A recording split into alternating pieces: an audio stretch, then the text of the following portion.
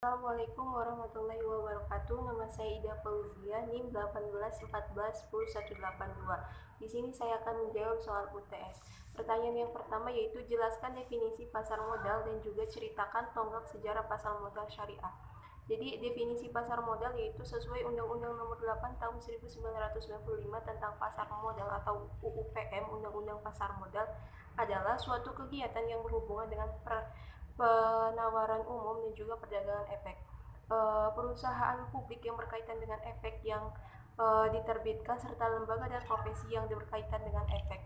Atau pasar modal syariah juga dapat didefinisikan bahwa pasar modal syariah adalah kegiatan dalam pasar modal yang diatur dalam UUPM yang tidak bertentangan dengan prinsip-prinsip syariah.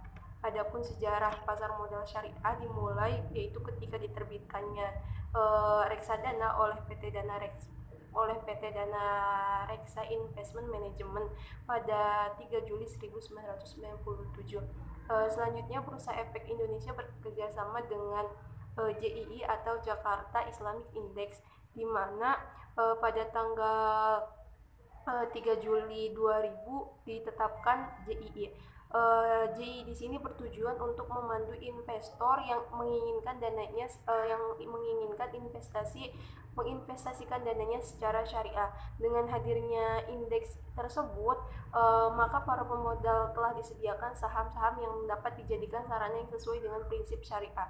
Setelah itu pada tanggal 18 April 2001, untuk pertama kalinya Dewan Syariah Nasional Majelis Ulama Indonesia atau DSN MUI mengeluarkan Fatwa Nomor 20 DSN MUI _4 tahun 2021 tentang pelaksanaan investasi untuk reksadana syariah. Nah, selanjutnya investasi syariah di pasar modal ini instrumennya terus bertambah seperti deposito dan lain sebagainya.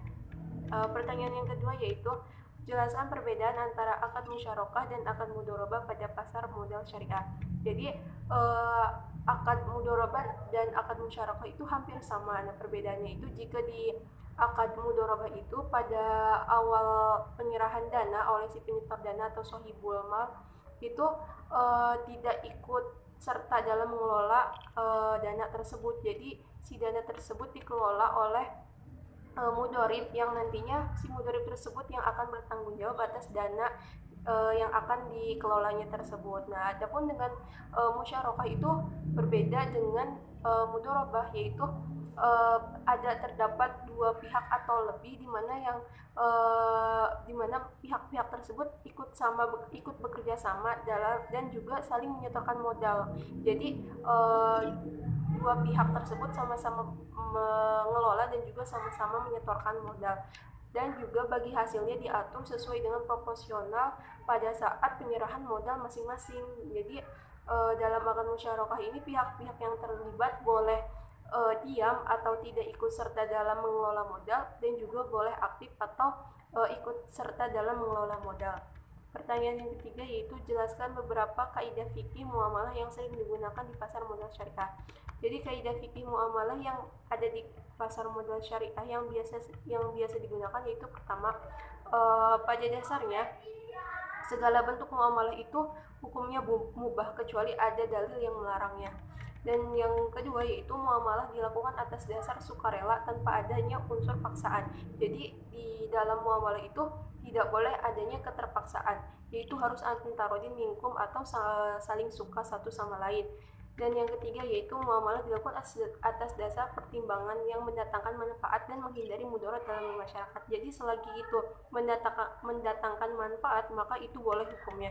Tetapi jika itu mendatangkan mudarat, maka hal tersebut harus dihindari. Dan yang keempat yaitu muamalah harus dilaksanakan dalam memelihara nilai-nilai keadilan dan juga menghindari unsur-unsur penganiayaan dalam pengambilan keputusan.